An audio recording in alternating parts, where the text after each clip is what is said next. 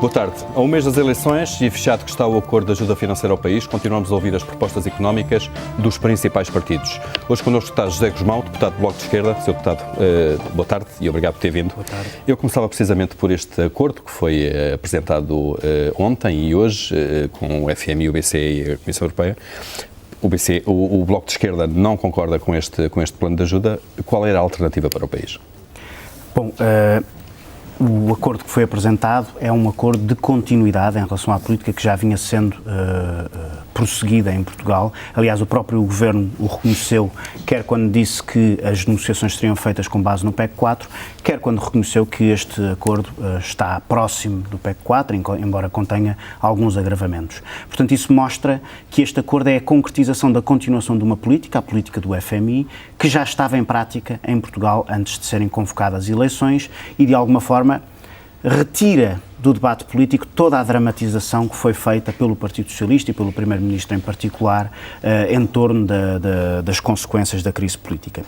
A alternativa a um pacote desta natureza é um pacote que promova as condições para o crescimento económico. E, nomeadamente, estamos a falar de que tipo de medidas? Assenta, antes de mais, num princípio que é o princípio da renegociação da dívida. Portugal não tem condições para prosseguir políticas públicas que promovam o crescimento económico e combatam o desemprego, que são as principais causas dos nossos problemas de contas públicas, se não tiver condições de margem de manobra do ponto de vista da política orçamental. Portanto, devíamos renegociar a dívida. Exatamente. Aliás, e ter com os credores e dizer, não podemos pagar esta dívida nos prazos e condições que estão acordadas, portanto precisamos ou de mais prazo, de uma taxa de juros mais baixa. É isso. Os instrumentos de renegociação de dívida são variados. Do nosso ponto de vista, o que seria mais importante no curto prazo era conseguir a prorrogação dos prazos de dívida que vai vencer durante este ano. A de curto prazo, não é? A dívida que vai vencer agora. E conseguir também renegociar os juros da dívida que foi contraída ao longo do último ano e meio, que foi contraída com juros claramente especulativos e que Portugal não tem condições para pagar. Aliás, a questão da renegociação da dívida foi colocada quer na Grécia, quer na Irlanda, quando estes países discutiram a aplicação de pacotes como o do FMI. Na altura, essa ideia foi derrotada nesses países e hoje podemos ver as consequências de não se ter procedido a essa renegociação da dívida. E vemos também que tanto num país como no outro começa hoje a ser rediscutida e recolocada em cima da mesa a questão da renegociação da dívida, porque ela é a única forma destas economias periféricas conseguirem ter, digamos, um balão de oxigénio para promoverem as políticas que são necessárias. Mas não acha que uma renegociação da dívida tem custos de reputação, neste caso para o país, que precisa de se financiar nos mercados, precisa de entidades financeiras para financiarem o Estado?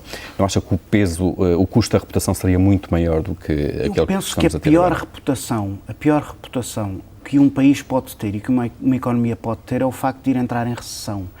O FMI dizer hoje, a Troika dizer hoje e o Governo reconhecer que em 2012 e em 2013, em 2011 e 2012, vamos ter 2% de recessão em cada um desses anos, o que significa quebra da receita fiscal, agravamento da despesa social, isso é que provoca danos à reputação do nosso país, porque mexe com a nossa capacidade efetiva de honrar os nossos compromissos.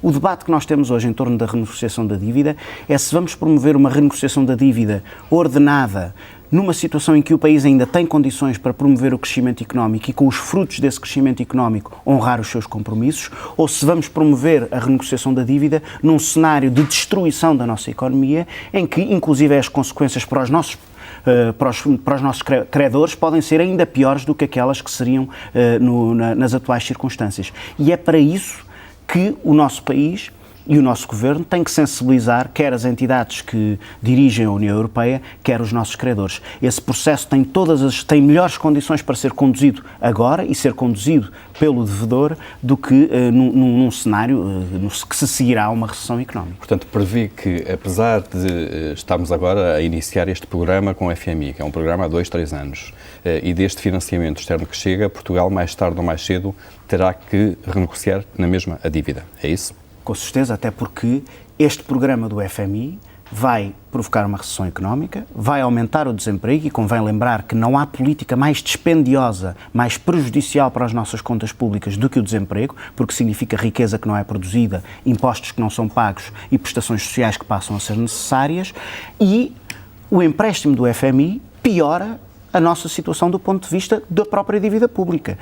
Não só porque 12 mil milhões de euros do montante do empréstimo vão direitos para a banca privada. São só garantias, isso não, isto é, não é dinheiro que vai ser entregue ao as garantias aumentam para 35 mil milhões. Em relação àquilo que já existia. E há também 12 mil milhões que são disponibilizados para aumentos de capital à banca privada. Mas, portanto, no total de 37 mil milhões. É evidente que as garantias poderão ou não ser acionadas, claro. Mas os aumentos de capital estão à disposição dos bancos privados, caso queiram recorrer a eles.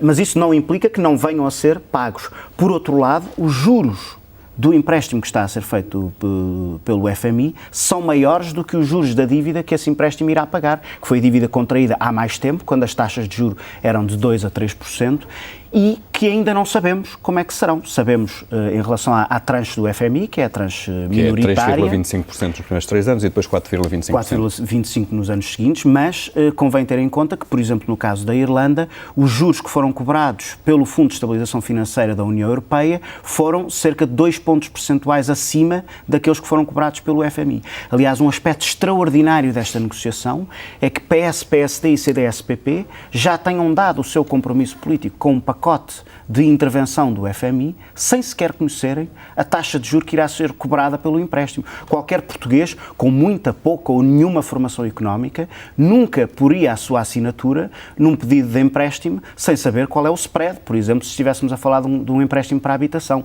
Mas o Governo e a oposição de direita foi exatamente isso que anunciaram no dia de ontem. Mas assim, concorda ou não que mesmo que Portugal avançasse para uma renegociação da dívida nesta altura, teria na mesma, ou teríamos internamente, sem ajuda externa, que tomar medidas, nomeadamente ao nível do Estado, para reduzir o endividamento, para reduzir o déficit? Sem dúvida. Portanto, uma coisa não invalidava a outra. O contexto económico em que Portugal vive atualmente e em que teria que viver durante os próximos anos seria sempre difícil, mesmo que não existisse uma intervenção do FMI e mesmo que procedêssemos a um processo de renegociação da dívida. Isso está fora de causa e nunca dissemos o contrário. Aliás, o Bloco apresentou medidas tanto do lado da despesa como do lado da receita, para fazer face ao problema das contas públicas. Pode-nos recordar algumas dessas medidas, que eu imagino que vão estar também no programa agora.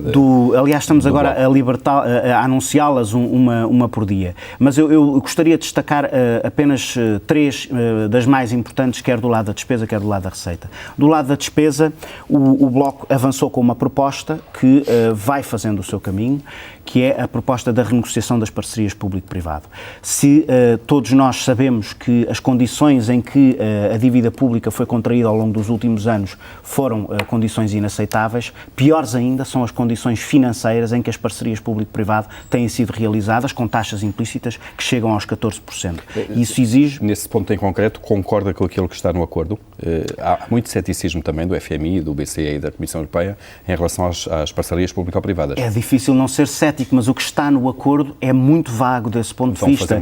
A única coisa que diz é que vão fazer uma análise. Eu penso que seria impossível não porem alguma coisa sobre parcerias público-privado. O que aparece no acordo é bastante insuficiente desse ponto de vista. Não há qualquer tipo de compromisso, não há qualquer tipo de meta, ao contrário do que acontece com todas as outras medidas. Há apenas uma declaração de intenções do ponto de vista da análise dos contratos.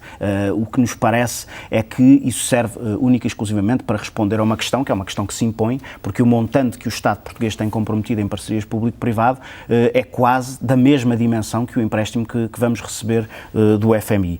Uma outra medida que, do nosso ponto de vista, seria muito importante quando se discute, por exemplo, a despesa ao nível do Serviço Nacional de Saúde, seriam as alterações ao nível da política do medicamento e de uma aposta efetiva nos genéricos, que, aliás, vem no seguimento das propostas que o Bloco de Esquerda apresentou durante este mandato na Assembleia da República e que foram sempre rejeitadas pelo PS e pelo